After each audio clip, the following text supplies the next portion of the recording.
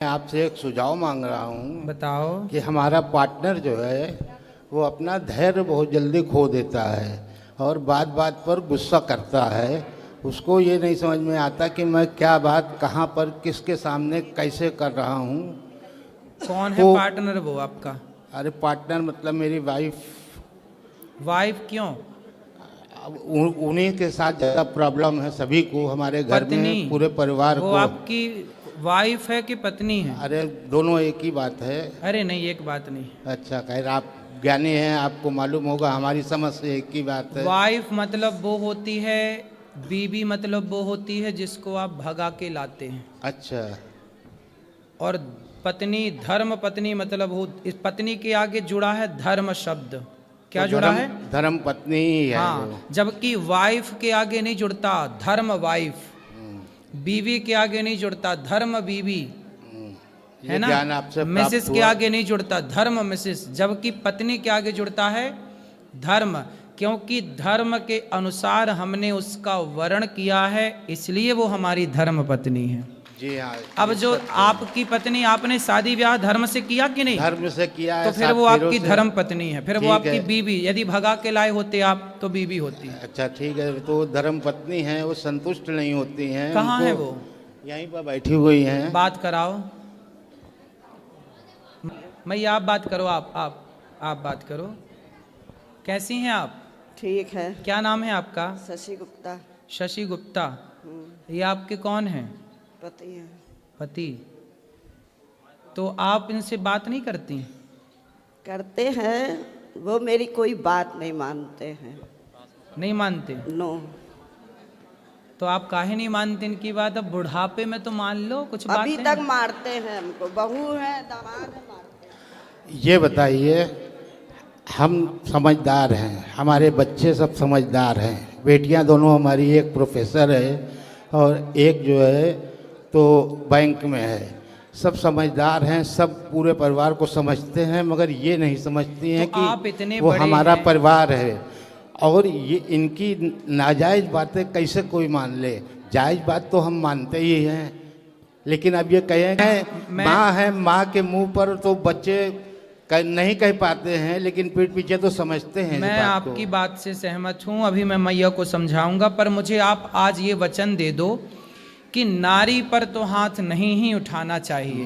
मैं चाहता पत्नी पर भी नहीं उठाता हूँ, लेकिन वही है ना कि इतना क्रोध दिला देती हैं। जब आपको गुस्सा आए ना, हाँ, तो आप एक उंगली उठाओ, इसको ऐसे उठाओ, इसको यहाँ रखो। वो करता हूँ। हाँ, दिन भर में अगर ये 100 बार बोलेंगी तो मैं 80 बार 70 बार जो है चुप रहता हूँ। अच्छा। लेकिन 30 बार तो बोलना ही पड़ जाता है कि कैसे क्या करें। मैया बात करो। मैया काहे ऐसा बोलती हो कि ये देखो चुप नहीं रह पाते? पूरी घटना आप ही चुप रह लो।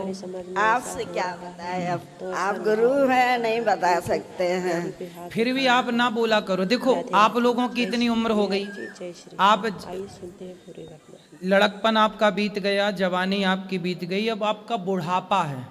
आपके बच्चे भी मेरे से बड़े हैं, मेरे से उम्र में बड़े होंगे, पोता भी आपका होगा।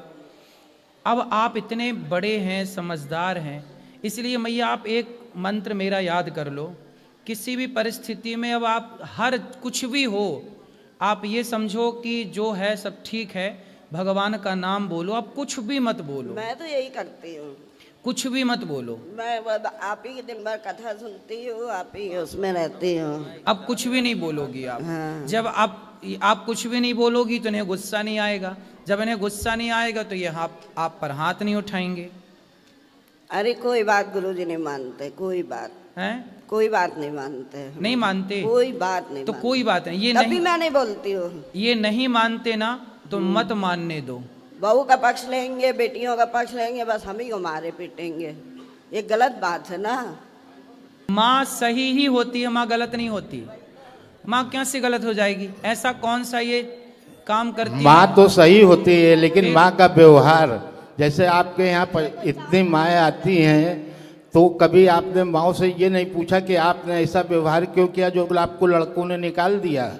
कुछ माँ का व्यवहार भी तो गलत होता है। अच्छा, जिसकी वजह से बच्चे प्रताड़ित होकर निकाल देते हैं। माँ का व्यवहार कितना भी गलत हो, लेकिन बच्चों को ये अधिकार तो नहीं है कि वो अपनी माँ को लात मारें या थप्पड़ मारें। लात नहीं मारते, थप्पड़ नहीं मारते हैं, ये गलत है। उन्होंने कभी नहीं मारा, हमेशा इन्हीं को शांत किया है। जो गौरी गोपाल आश्रम में वृद्ध माएँ रहती हैं ना, जी, उनमें से कुछ माओं को बेटों ने लात मार के निकाला। हमारे यहाँ माना, हाँ, माना कि माता की भी कोई गलती होगी, हाँ, लेकिन गलती इतनी तो नहीं होगी कि बेटा लात मारने लग जाए।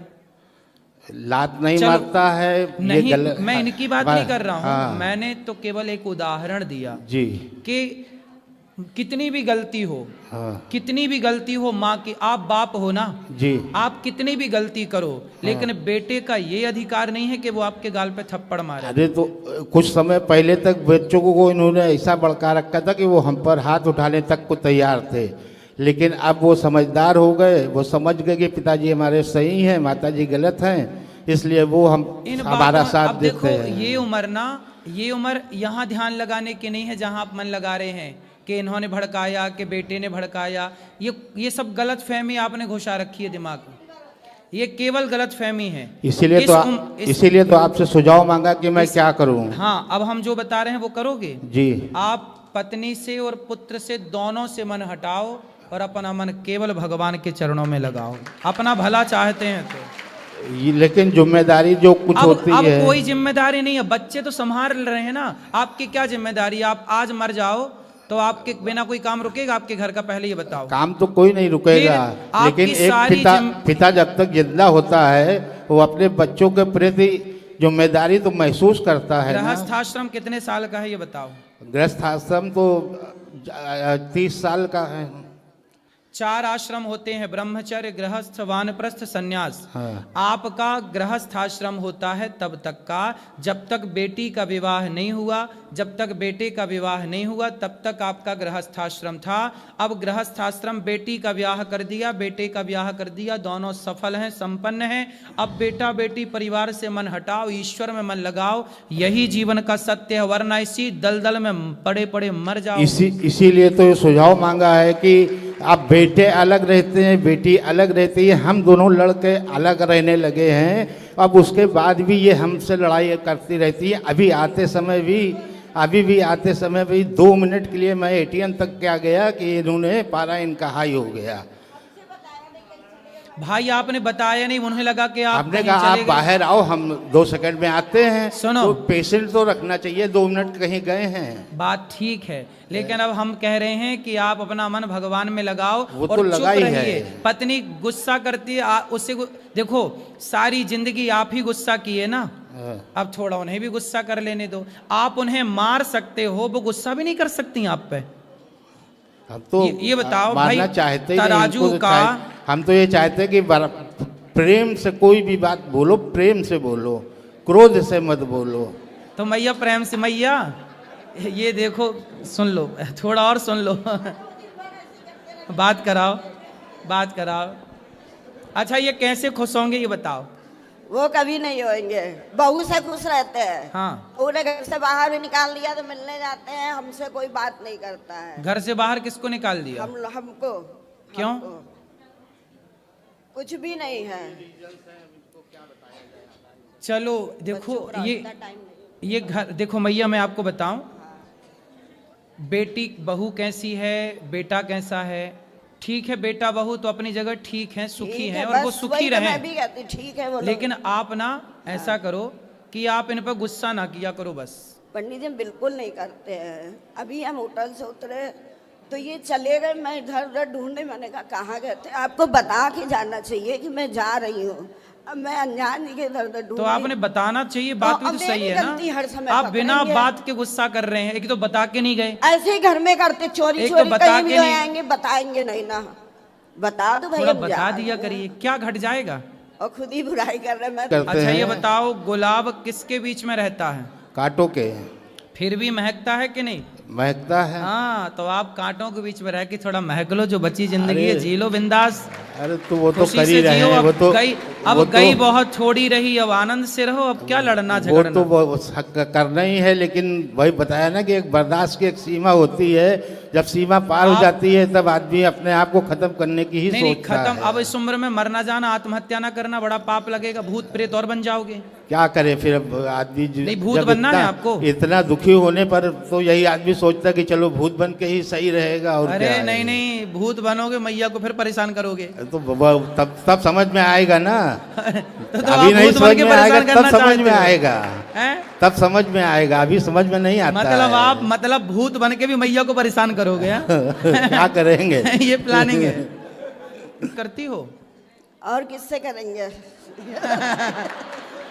देखो मैया आपसे बहुत प्यार करती हैं और आप भी बहुत प्यार करते हो, तो प्यार से रह लो ना इस उम्र में। मैंने सुना है बुढ़ापे में बड़ा प्यार बढ़ता है, सही है ये बाहर प्यार करेंगे, घर में नहीं करेंगे। बाहर मतलब इधर उधर सबसे बोलेंगे, बात करेंगे, हमसे नहीं करेंगे, ये गलत बात है।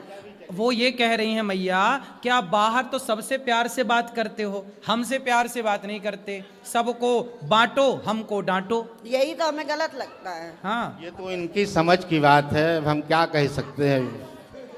अब इस बारे में इनकी मैया सोच, के पास तो कोई इनकी- ऑप्शन नहीं है। मैया इनकी तो कह रही सोच हैं, ऐसी ही है तो क्या करें हम। सुनो। शुरू से ही ऐसी सोच रही है। मैया ने तो कितनी बढ़िया बात कही कि इनसे प्यार नहीं करेंगे तो किससे करेंगे। मतलब मैया के पास तो प्यार करने का कोई आपके सिवा दूसरा ऑप्शन नहीं है। लेकिन आप हैं कि सब दोस्तों से भी प्यार की बातें करे आते हो, सबसे प्यार की बातें करते हो। दूसरा ऑप्शन यही है कि परिवार से तो प्यार करो। अरे परिवार को अब छोड़ो, अब तुम दोनों बुढ़ा बुढ़ी प्रेम से रहो।